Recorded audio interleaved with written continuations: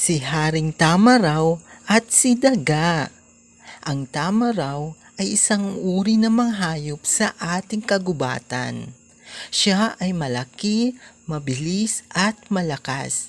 Iginigalang siya ng lahat ng kanyang nasasakupan.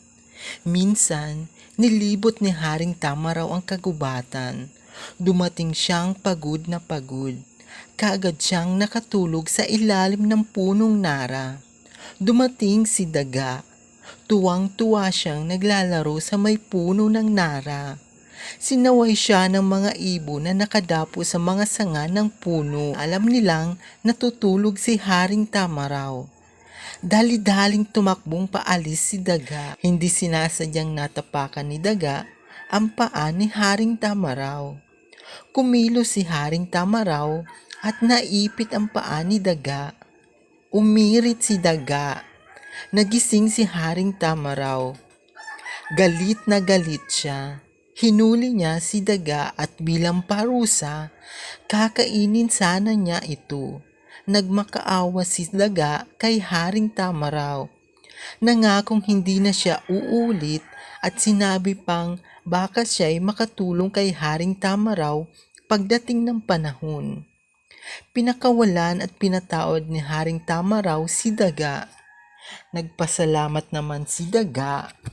Isang araw, naghahanap si Haring Tamaraw ng makakain sa kagubatan. Sa kanyang paglalakad ay natapakan niyang isang patibong na hawla na panghuli ng malalaking hayop sa kagubatan. Napasok at nakulong sa hawla si Haring Tamaraw. Walang magawang tulong ang mga hayop. Nagkagulo sila at hindi malaman kung ano ang gagawin sa kanilang hari. Wala ano-anong dumating si Daga na galing sa paghahanap ng pagkain. Ngat-ngat kaagad niya ang mga tali sa hawla at nakalusot si Haring Tamaraw sa pagkakaligtas ni Daga sa kanya. Nagpasalamat si Haring Tamaraw kay Daga.